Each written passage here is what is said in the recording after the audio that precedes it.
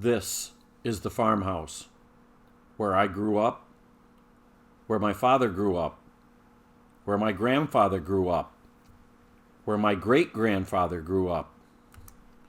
The main house was built in 1860.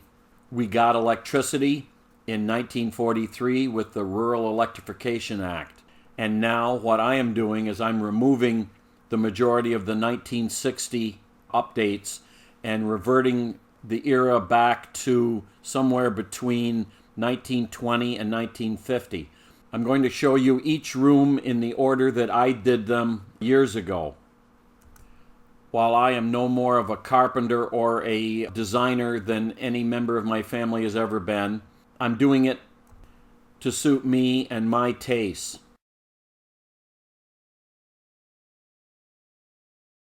In this chapter of the farmhouse, we're going to turn our attention to the other three walls. This wall is the wall that backs up against the living room, and you can see where the old swing door was. So, like we did on the wall to the right, we tore down the masonite and got down to that black glue that they used to stick it on.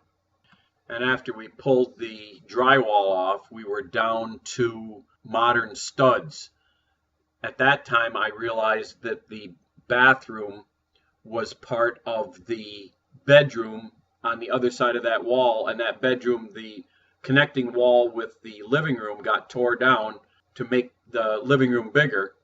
And back in 43, when we got power and got water, they obviously chopped that big bedroom into a bedroom and the bathroom.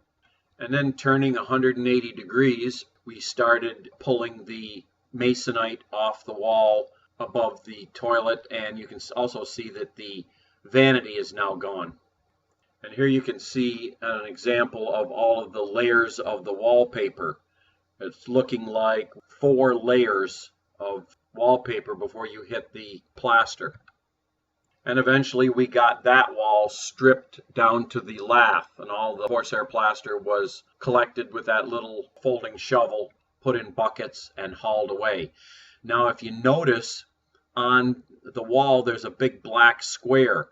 That is a piece of wood that they put up where back in the day, some kind of a medicine cabinet was probably attached.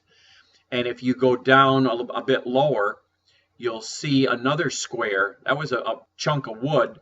And what that indicated to me was they had a wall mount sink back in the day. And then they took it out and put the vanity in when they did the 60s bathroom rebuild.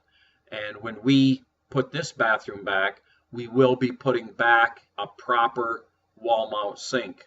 And so the last wall to get at was where the tub and surround was.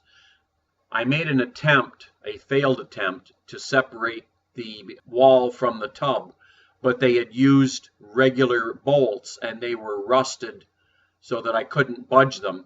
So I got out my reciprocating saw and I cut the backsplash wall into pieces and hauled it out, and then grabbed the tub and dragged that out too. And under it you could see standard plumber where they needed to put a tub drain hole in, and they went right down through one of the main beams of the house and chopped it all to hell. That beam had to be reinforced with 1/2-inch plate steel and bolts because the structural integrity was so damaged. Now the other hole to the left that thankfully missed the main beam was from the cast iron tub that was in during the 60s, and that was pulled for the fiberglass one. And here is a shot of what we had with the tub and surround out of there. The planks obviously were used to level the fiberglass tub. And with some more deconstruction, we got down to some of the plaster and wallboard, and that was stripped off, and we were back to lath just like the rest of the room was. And just like the window wall, we removed all the lath, and we were down to the lighter brown is the wall on the other side that would be the living room. And then the vanity wall was stripped down to its now if you notice on the back side, that is new tongue and groove boards. That went in sometime in the early 60s when the bedroom was redone. Like the kitchen and the pantry, they had to put up the tongue and groove boards so that they would have a good nailing surface for the thin drywall that was available back then. And you'll learn about the bedroom rebuild in book 10. And since we were going to remove that door and convert it to a slider, that center column had to be removed. And with that column removed, this is the opening that we had. And that is how we completely gutted our bathroom in preparation for the 1950s rebuild.